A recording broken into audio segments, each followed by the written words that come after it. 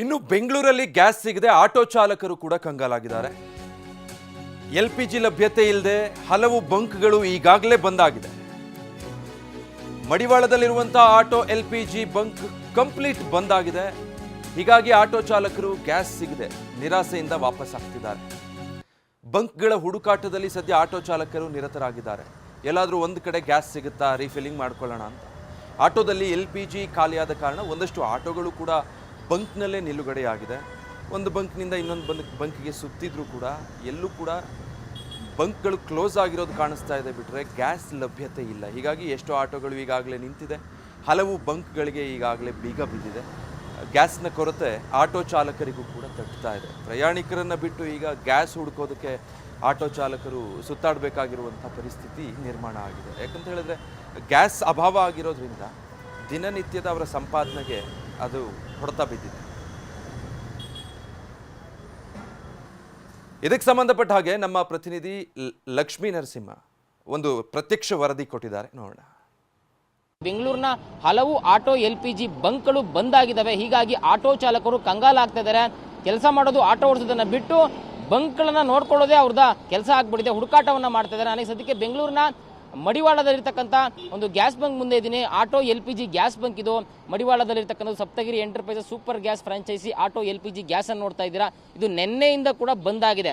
ಈ ಒಂದು auto LPG gas ಬಂಕ್ಗೆ ದಿನನಿತ್ಯ ನೂರಾರು ಸಂಖ್ಯೆಯಲ್ಲಿ ಆಟೋಗಳು ಬಂದು ಹೋಗ್ತವೆ. ಬಟ್ ಆದರೆ ಈಗ ಕ್ಲೋಸ್ ಆಗಿ ನೋಡ್ತಾ ಇರ್ಬೋದು. ಗೇಟ್ಗಳನ್ನು ಕೂಡ ಹಾಕಿ ಕ್ಲೋಸ್ ಮಾಡಿದ್ದಾರೆ. ಯಾಕಂತಂದ್ರೆ ಇವರ ಬಳಿ ಆಟೋ ಎಲ್ಪಿಜಿ ಸ್ಟಾಕ್ ಇಲ್ಲ.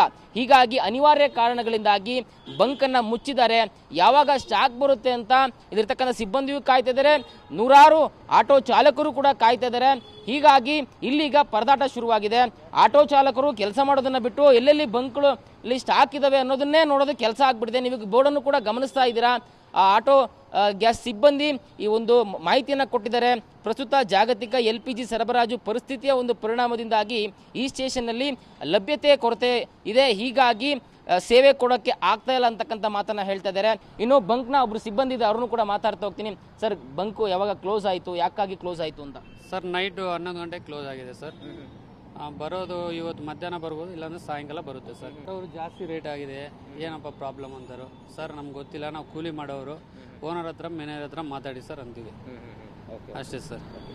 ಸೊ ಇದಿಷ್ಟು ಸಿಬ್ಬಂದಿ ಹೇಳ್ತಾ ಇರ್ತಕ್ಕಂಥದ್ದು. ಇನ್ನೊಬ್ರು ಆಟೋ ಚಾಲಕರಿದ್ದಾರೆ, ಅವ್ರನ್ನೂ ಕೂಡ ಮಾತಾಡ್ತಾ ಹೋಗ್ತೀನಿ. ಸರ್, ಬೆಂಗಳೂರಿನ ಸುಮಾರು ಕಡೆಗಳಲ್ಲಿ ಎಲ್ಪಿಜಿ ಬಂಕ್ಗಳು ಬಂದ್ ಆಗ್ಬಿಟ್ಟಿದೆ. ಓಡಾಡೋದೇ ಕೆಲಸ ಆಗ್ಬಿಟ್ಟಿದೆ, ಹುಡುಕಾಡೋದೇ ಕೆಲಸ ಆಗ್ಬಿಟ್ಟಿದೆ. ಎಷ್ಟು ಕಷ್ಟ ಆಗುತ್ತೆ ಸರ್ ಈ ರೀತಿ ಇದ್ದಾಗ? ತುಂಬ ಕಷ್ಟ ಸರ್. ಏನು ಮಾಡೋದು, ನಮ್ಮ ಜೀವನ ಮಾಡೋದೇ ತುಂಬ ಕಷ್ಟ ಆಗ್ಬಿಟ್ಟೈತೆ. ಎಲ್ಲಿ ನೋಡಿದ್ರು, ಯಾವ ಕಡೆ ಹೋದ್ರೂ ಗ್ಯಾಸ್ ಇಲ್ಲ ಗ್ಯಾಸ್ ಇಲ್ಲ ಗ್ಯಾಸ್ ಇಲ್ಲ ಅಂತವ್ರೆ. ನಾವು ಹೆಂಗೆ ದುಡಿಯೋದಂತಲೇ ಗೊತ್ತಾಗ್ತಾ ಇಲ್ಲ ನಮಗೆ.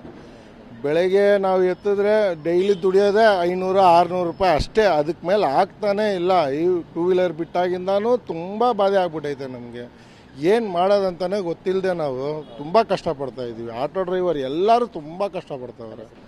ಸೊ ಇದಿಷ್ಟು ಆಟೋ ಚಾಲಕರು ಹೇಳ್ತಾ ಇರ್ತಕ್ಕಂಥದ್ದು. ಕ್ಯಾಮ್ರಾ ಪರ್ಸನ್ ಗಣೇಶ್ ಪ್ರಸಾದ್ ಜೊತೆ ಲಕ್ಷ್ಮೀ ನರಸಿಂಹ, TV9 ಬೆಂಗಳೂರು.